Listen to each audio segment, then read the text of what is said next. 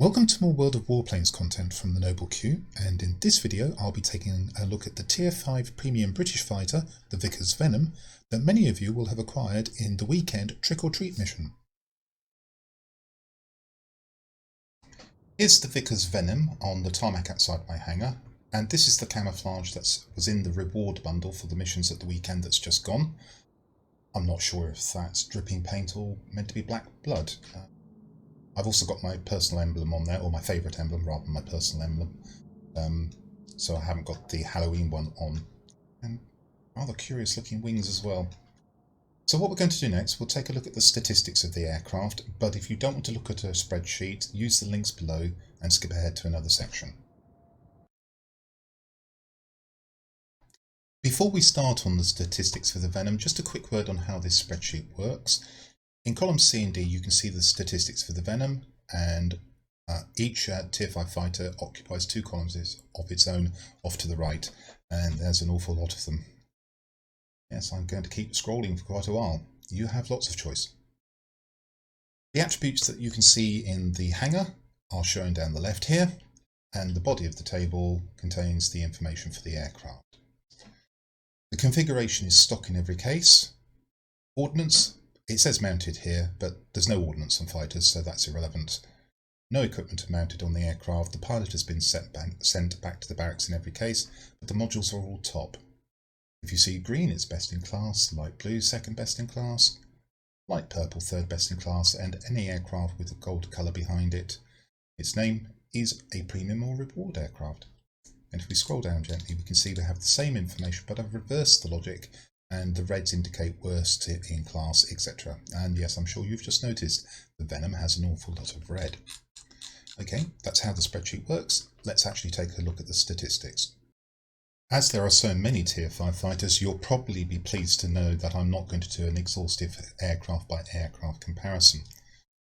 Instead, I'll make some general remarks and illustrate it with 1 or 2 points if I feel the need as we go along. The gun armament is 8.303 inch Brownings. This is actually the same armament that's on the Tier 4 Bristol 146, and indeed the Hurricane 1A premium aircraft at Tier 4. It's not too bad at Tier 5, but neither is it particularly powerful. It is perfectly adequate for shooting down fighters. It will take you a while to shoot down ground attackers or heavy fighters. Bear that in mind. Time and targets is quite long in the case of high hit point pool aircraft, which means that you're at risk of being jumped by an enemy aircraft whilst you're shooting those down. The other thing to note is it's very short range, 1444 feet, and at Tier 5 this is a bit of a problem. Almost all of the aircraft have cannons or longer range weapons. For instance, 1969 feet on the BF-109E, 1900 feet on the E3, 1640 even on the machine guns on the MiG-3, or whacking 2428 on the Lag-3, although that's a bit of a sniper gun to be fair.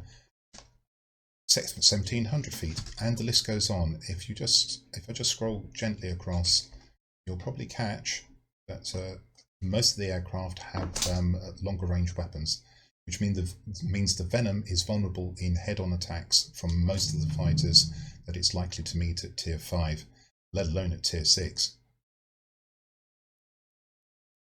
Survivability, it looks like it's in the middle of the pack. However, there is a point I want to bring out here. Despite these figures suggesting that it's fairly average, I have noticed in flying the Venom that the engine is knocked out constantly. It's a big old radial, it's a big target, and therefore you'll see that I've reflected that concern in the setup, which I'll be talking about next. Airspeed, really nothing to write home about here. There's no green, no colours of whatever shape or form. And I can tell you that the Venom is slow, and that's a real drawback of this aircraft, particularly on big maps. Getting from sector to sector is tedious in the extreme. It is, however, pretty good news on manoeuvrability, although you wouldn't necessarily see it here. You can actually build the Venom to be pretty competitive with even the Japanese fighters. Yes, a well-built Ki-43s will still outturn a Venom, and so will the Zero. But if you come across unspecialised instances of those aircraft and you're specialised and you've built it for manoeuvrability, which I recommend strongly that you do, then the Venom will be competitive. Sadly, altitude performance, I can tell you again, it's very poor, and that's another real drawback of this aircraft. You're constantly looking up or under threat from aircraft above you. And I can best illustrate this, as you saw when we were just explaining how the spreadsheet works, that when it comes to worst in class, the bright red being the worst in class, and then the lesser colours reflecting second and third worst in class, you can see that the Venom has real drawbacks on airspeed. It actually has a pretty poor roll rate and maximum optimum speed, so the range of manoeuvrability is very poor as well, even though it is a highly manoeuvrable aircraft. And the altitude performance is poor as well, and in fact it has the worst climb rate amongst the tier 5 fighters. And you can also see that the maximum boost speed is worst, and boost duration is only 6 seconds, so there's no compensating factor there. I'll summarise what I think these statistics mean for this aircraft in the next section, which is where I will show you how I've set my aircraft up. Let's go and do that now. Just before I show you how I've set my Vickers Venom up, let's just summarise what we've seen in the numbers section in case some of you have skipped that. This aircraft is slow, it has poor altitude performance, it's quite manoeuvrable in turns, but it has the drawback of a slow roll rate and also a fairly narrow range in which its characteristics are at their best. It's also prone to taking engine damage. And what that means is that the best use case for this aircraft is to get over a strategically important, probably central sector and defend it to the teeth. It's not an offensive aircraft. An ideal map for this would be a small map, a 3-sector map probably, with a repair base in the centre. And I can tell you, you're not going to get those too often, and you'll often find yourself on maps which are unsuited for this aircraft. Worse than that, you're facing tier 6s. Can you imagine what an XP-54 is going to make of a Vickers Venom? So let's see how I've set this aircraft up, and I'll point out that my aircraft is specialised, which means I have all of the equipment and consumable slots available. Drop into the service section, we can see, unsurprisingly, I have a gun sight in the cockpit slot. I've built the aircraft for manoeuvrability, and I recommend you do because it's its primary asset, in fact nearly its only asset. Lightweight wing frame and lightweight power units. I've put on a bit of reinforcement simply because I don't want to compromise on the manoeuvrability. Single seat fighter, therefore I put on a fire extinguisher, pneumatic control assist in order to assist in dogfights against other Venoms, perhaps Japanese aircraft as well. Got the repair system for tail and wings, the emergency control system. I put on a bottle for manual engine restart. I've mentioned that the engine takes damage a lot, therefore I think that's a more suitable choice than engine cooling. The aircraft isn't fast and isn't going to get about very quickly anyway. And universal ammunition as usual rather than gold. Turning to pilot skills, well, of course this is a crew trainer, so really you'd be building skills on a pilot of another aircraft usually, but specifically for this aircraft I would probably put on aerodynamics expert first, aerobatics expert second, and then I'd work my way up to marksman 1 and marksman 2. On the way, because marksman 2 requires 3 skill points, I'd probably put on engine guru. I'd probably then drop that for marksman 3, and after that I'd probably be working on resilience. And finally, because the aircraft is so slow, I might be trying to get the engine guru skills as well.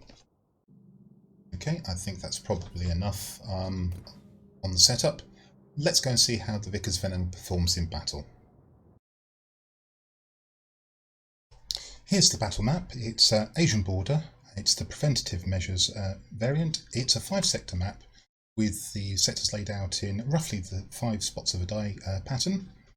The command centre is both strategically and tactically important, strategically because it releases the bomber flights against enemy sectors, and also because it's central and providing easy access to the other sectors. Those other sectors are 2 flanking forward airstrips, they're not repair bases, and 2 forward flanking garrisons. If we look at the order of battle, it's interesting.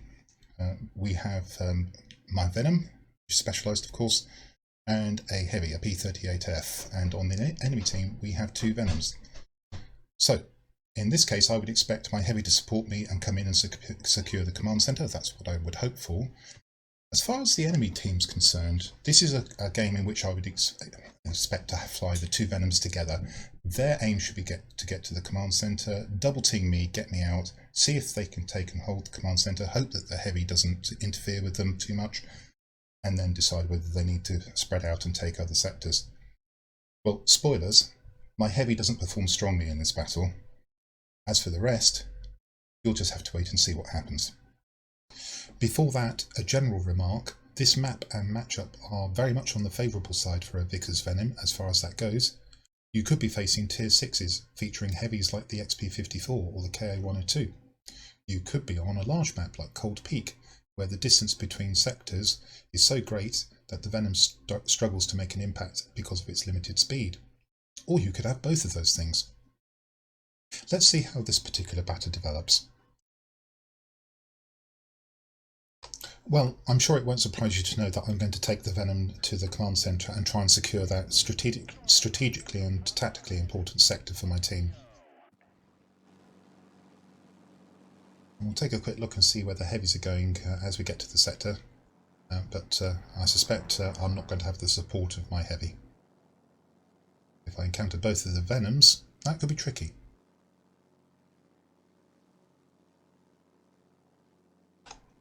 In fact, I can't see, but I can tell you that I happen to know that our heavy went off to the garrison. Sorry for the slight bug there, won't try that again. Sight some of the air defence aircraft, begin to head towards them. Weave as normal to try and avoid the anti-aircraft fire.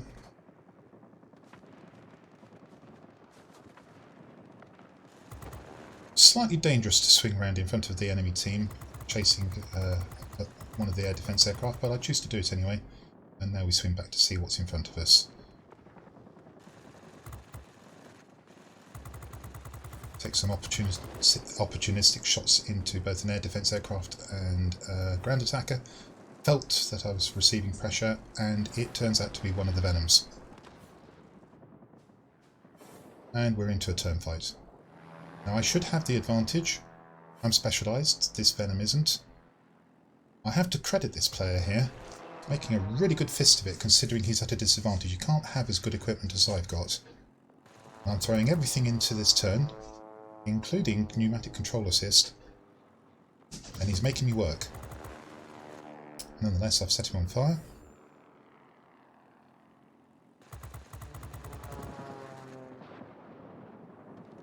I've got to watch, because I'm using yaw in these turns, we're quite close to the ground, it would be easy to throw my aircraft into the ground.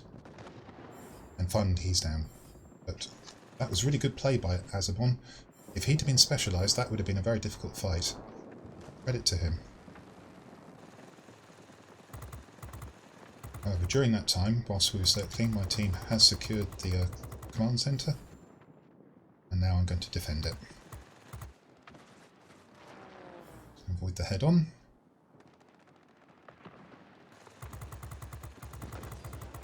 And dispose of the F2A.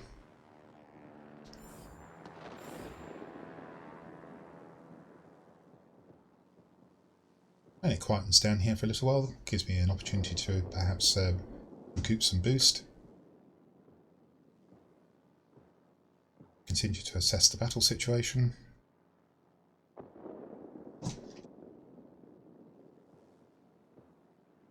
And if you can hear noises in the background, I do apologise. I've got a pair of cats playing.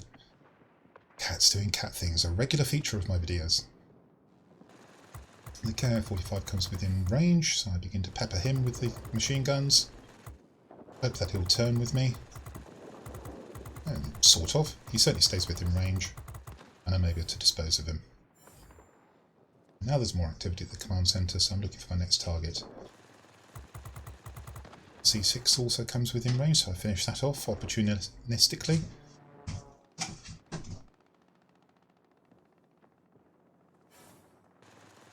And now we're on to the ground attacker. Set that on fire.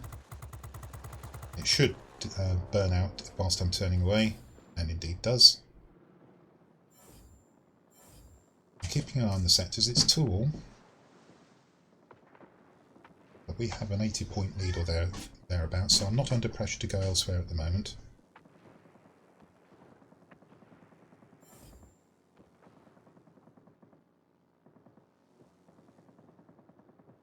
Very unlikely to be able to get up to the bomber, I felt. I climb gently towards it because I don't want the bomber to flip the sector. If I have to, I will struggle up there. Keep an eye on the heavy that's also a long way above me.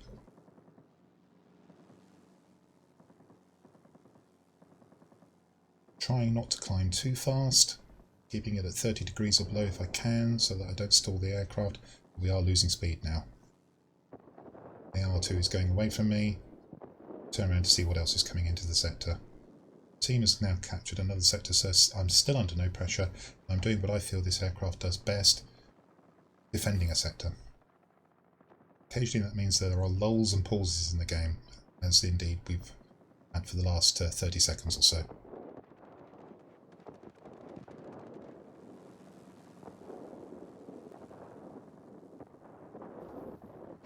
Still concerned about the bombers. There's absolutely no sign of my heavy, so it really falls to me to try and dispose of them. This aircraft is ill-suited for what I'm doing currently. I'm on the point of stalling, and the other bomber starts shooting at me, which I didn't expect. It surprised me a little, so I have to break off. And then I start shooting that bomber instead.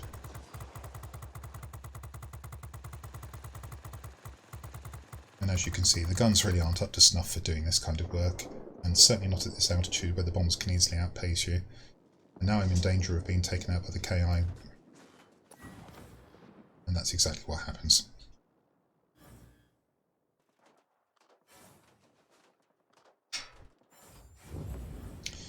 So we spawn in at the airfield that we own, and I resolve to clear it out before I go anywhere else.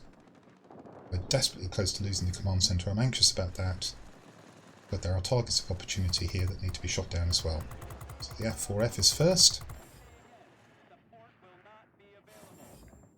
Swing around to see what else is in the sector. Which looks like an XP-44, and it is. And that will probably run away from me. Whilst I can, I will keep trying to shoot it. It is sort of vaguely in the direction of the command centre, which is where I want to go next anyway, so I don't feel I'm wasting my time chasing it at the moment. And now it's got well out of my reach.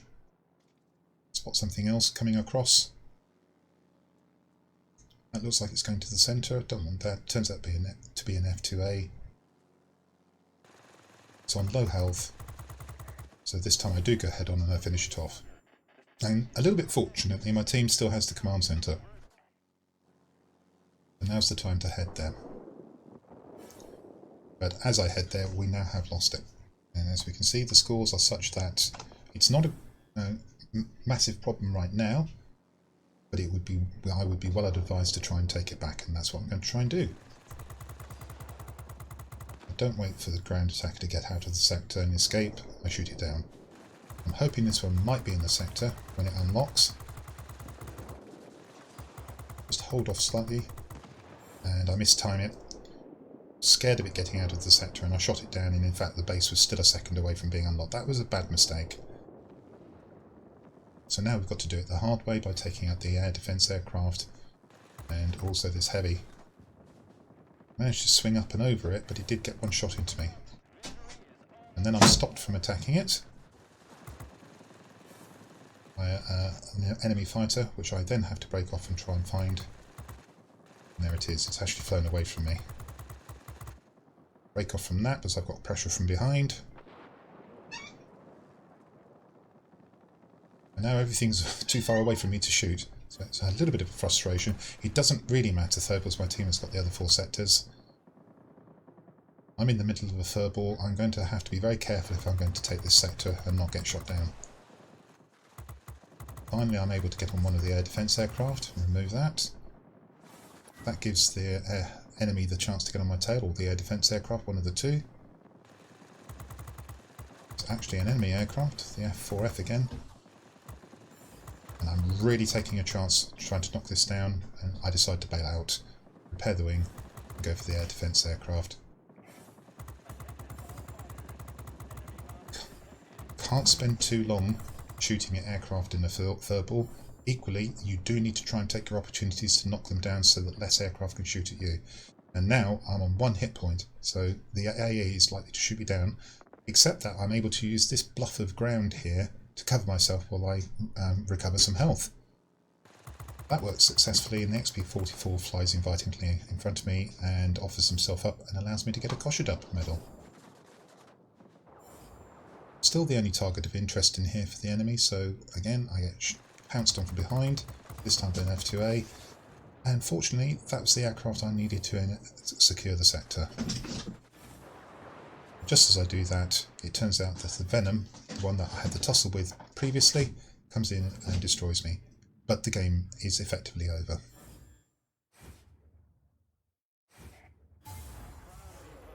And there we go. 5 chevron battle, 15,615 points. A good battle for a Venom, and quite a good tussle as well. Let's take a look at the outcome of this battle, and as we can see from the middle, it's a 5 chevron battle, or a grade 1 fighter if you prefer.